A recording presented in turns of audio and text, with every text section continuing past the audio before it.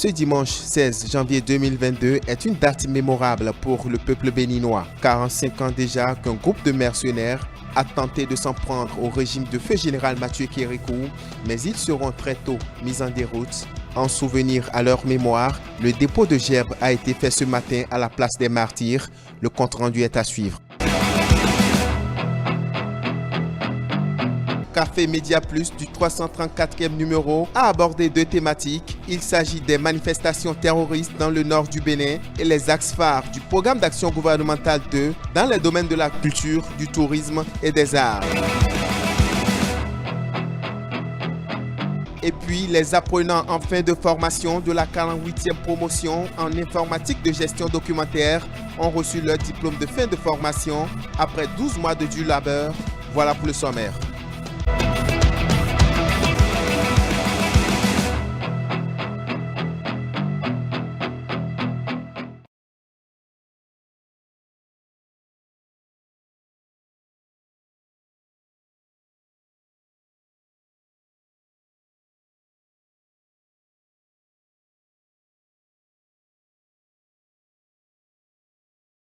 De renverser le régime du feu général Mathieu Kérékou, le peuple béninois comme un seul homme à l'époque s'est mobilisé pour opposer à une farouche riposte contre les agresseurs. Cette date de souvenir en leur mémoire, une cérémonie symbolique de dépôt de germe a été faite ce matin à la place des Martyrs, complètement rénovée. Reportage Aziza Chamon.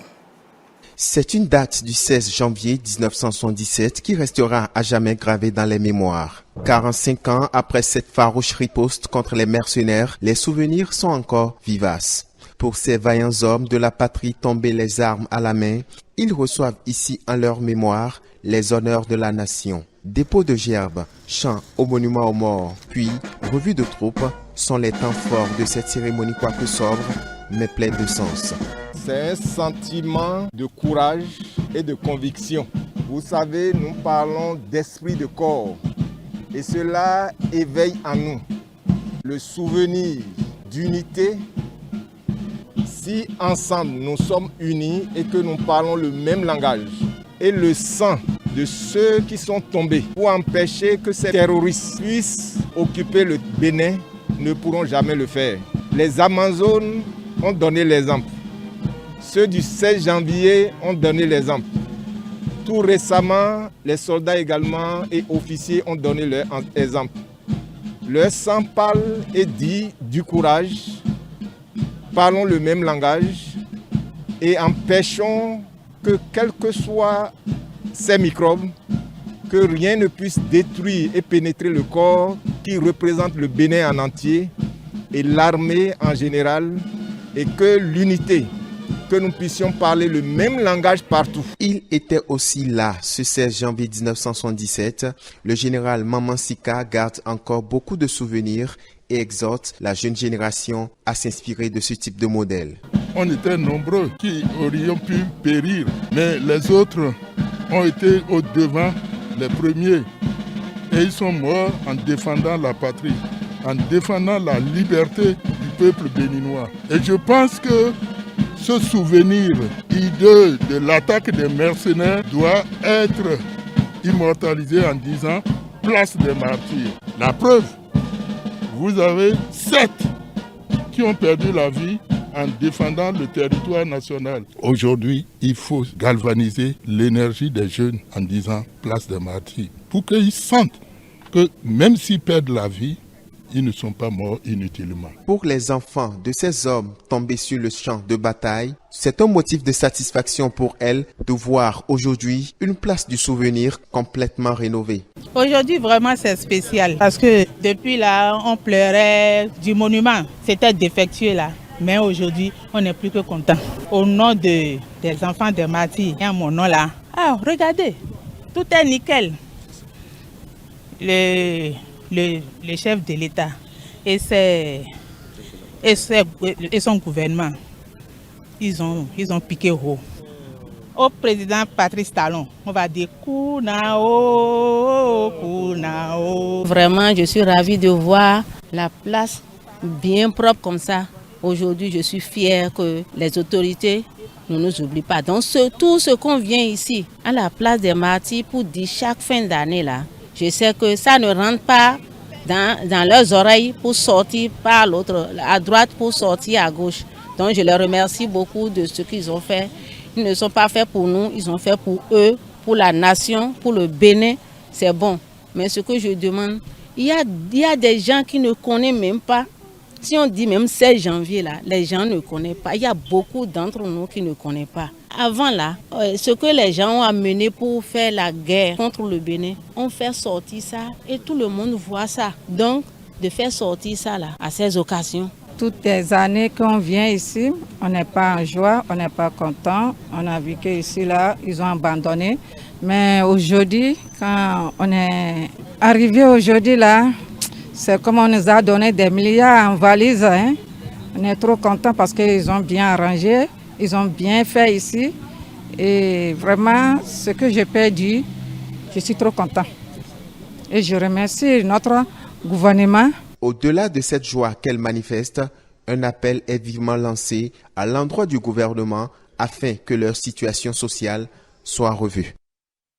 Et puis les autorités militaires en fonction comme à la retraite se sont prononcées bien évidemment sur l'état du nouveau visage que présente ce site, c'est-à-dire la place des martyrs. On écoute respectivement un extrait des propos du contre-amiral Jean-Baptiste Haro, chef d'état-major et général des forces armées béninoises, et le général Mama Sika. Nous sommes dans une nouvelle dimension de gloire, de courage et de victoire. La victoire, elle est déjà là. Car ce monument rénové, ça signifie que tout notre esprit, notre corps, le matériel, notre tactique, notre manière d'opérer a été rénové.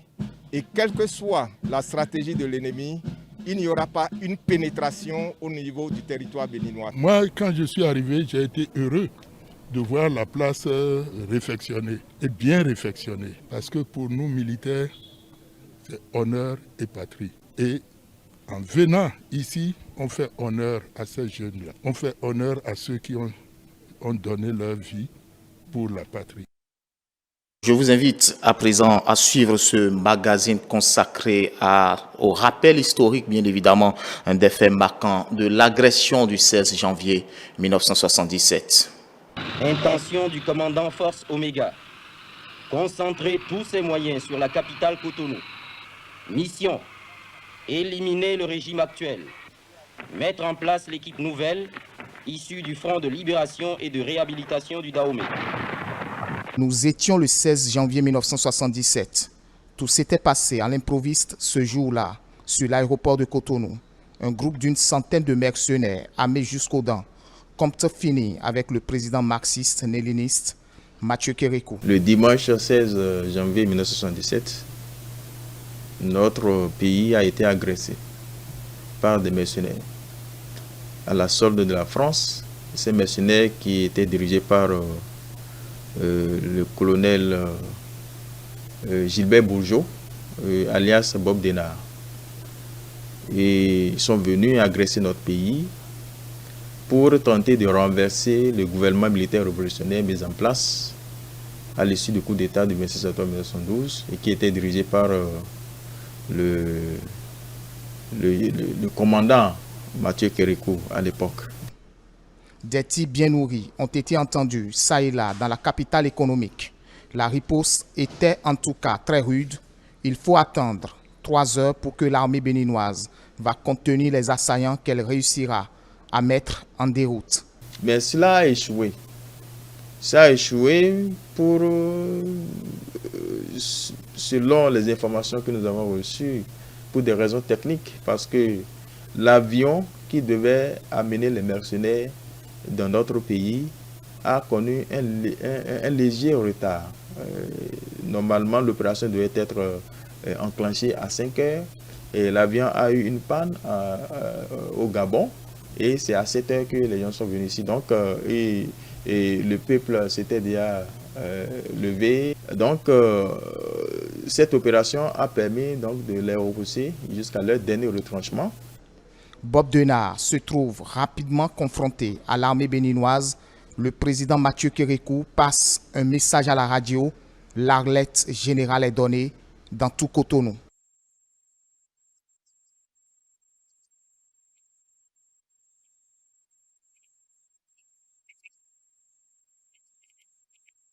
Depuis ce matin à l'aube, une agression armée contre le peuple béninois héroïque et sa révolution démocratique et populaire en attaquant la ville de Cotonou. À l'heure où nous vous parlons, nos unités de combat sont à pied d'œuvre et défendent avec un acharnement révolutionnaire les points stratégiques de notre ville agressée.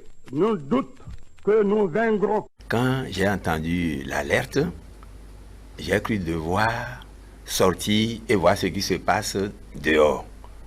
Je me suis dirigé vers le camp Guézo.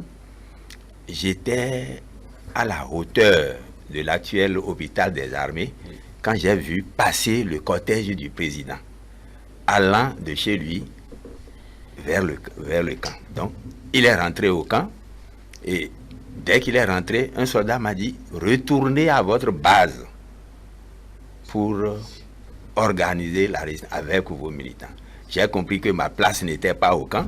J'ai fait demi-tour pour retourner dans mon quartier. J'étais en service à l'aéroport à Cotonou le 16 au matin. Quand les coups de feu ont tourné, j'ai pris le lieutenant Talon qui était mon voisin et nous sommes partis chercher le général Mouanseka et on a voulu nous rendre directement à l'aéroport. On s'est ravisé. Donc on est retourné à l'intérieur du camp pour aller chercher des armes. Là, on a vu que d'autres camarades étaient déjà présents et chacun essayait de s'équiper en armes pour aller rencontrer les mercenaires. L'opération Crevette mise en place par Bob Denard et ses coéquipiers n'a donc pas prospéré.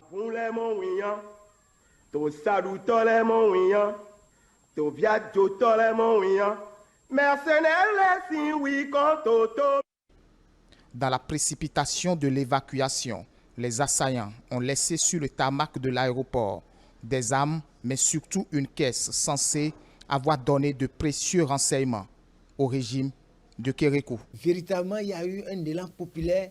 Des gens se sont levés avec des gourdins parce qu'on a demandé à la mobilisation populaire. Des gens se sont levés avec des fusils de chasse, des gourdins, des choses pour pouvoir vraiment rallier le camp Guézo donc, et se faire mobiliser. Le régime était solide et chercher à le déstabiliser dans son heure de gloire, c'était véritablement difficile. Dans ce temps-là, ils avaient réussi à véritablement inculquer cette idéologie et que beaucoup de gens véritablement croyaient quoi.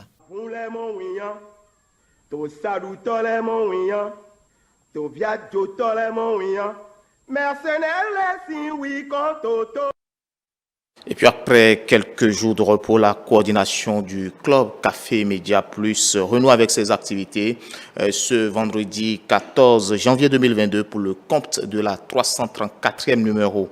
Les manifestations terroristes dans le Nord et les axes du programme d'action du gouvernement dans le domaine de la culture, des arts et du tourisme. Les précisions. Pour ce 334e numéro de Café Média Plus, deux principaux thèmes ont focalisé les attentions des professionnels des médias. La première causerie s'est axée sur les réformes du PAG 2021-2026 dans les domaines de la culture, des arts et du tourisme. Pour le conférencier Luc Aimé Dansou, tous les maillons de la chaîne sont appelés à jouer efficacement leur partition dans l'atteinte des objectifs. Pour moi, ce n'est pas une affaire de Patrice Talon, ce n'est pas une affaire de Omeki, ce n'est pas une affaire d'Abimbola. Pour moi, c'est une affaire du Bénin, c'est une affaire de la République. Et si on veut que ça se passe bien, chacun doit jouer son rôle et se mettre dans la bataille pour que ça se passe bien. Si le chef de l'État qui conduit la barque dit que les Béninoises et les Béninois constituent la clé pour parvenir à exécuter ce programme, je pense qu'on doit prendre notre part de combat. Donc en général, il est dit, concernant le tourisme, les arts et les cultures, il y a des réformes et à côté il y a des projets. Et j'observe qu'au niveau des réformes, il est prévu la création d'une agence de production de contenu. À la page 50, donc parlant de sport, je me rends compte que là-bas, il y a aussi des réformes. Économe des réformes, il y a un point, digitalisation de la planification et des systèmes d'organisation d'événementiel au profit des institutions publiques. L'autre chose, c'est que dans les projets parlant donc de sport, il est prévu l'opérationnalisation d'une chaîne sportive au Bénin. Les manifestations terroristes enregistrées dans le nord du Bénin et la sécurité territoriale, une situation qui mérite analyse et réflexion afin de trouver des goulots d'étranglement. Les tests internationaux font obligation au Bénin de sécuriser le domaine. C'est quand même des humains et il y a un brassage déjà. Le Bénin a donc entrepris la démarche de convier le Burkina Faso à l'organisation de patrouilles mixtes Bénin, des forces du Bénin et du Burkina Faso pour la sécurisation de ce Lomas Land. Mais le Burkina Faso étant déjà confronté aux frappes terroristes, aux problèmes d'insécurité créés par le terrorisme, n'avait plus la capacité logistique et humaine de desservir cette patrouille mixte. Et elle a réussi à pousser les mécréants, les terroristes vers le sud de son pays, vers le sud du Burkina. Le sud du Burkina fait le nord du Bénin. Qu'est-ce qui s'est passé?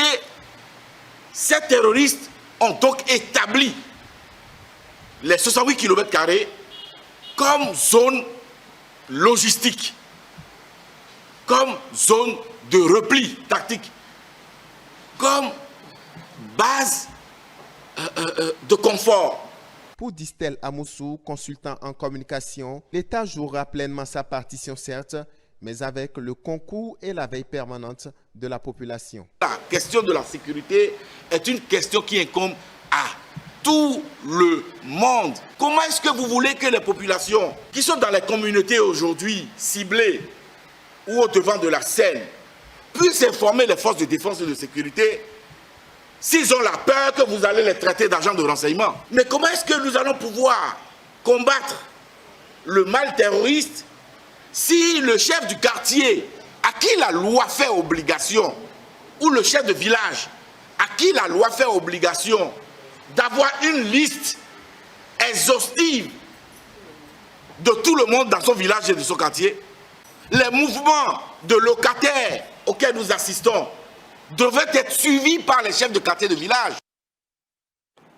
On disait en titre, remise de diplôme de fin de formation à la 48e promotion des apprenants en informatique, de gestion et documentaire. Après 12 mois de dur labeur, les récipiendaires ont reçu leur parchemin des mains des autorités du ministère du Développement et de la Coordination de l'action gouvernementale. C'était ce samedi 15 janvier 2022.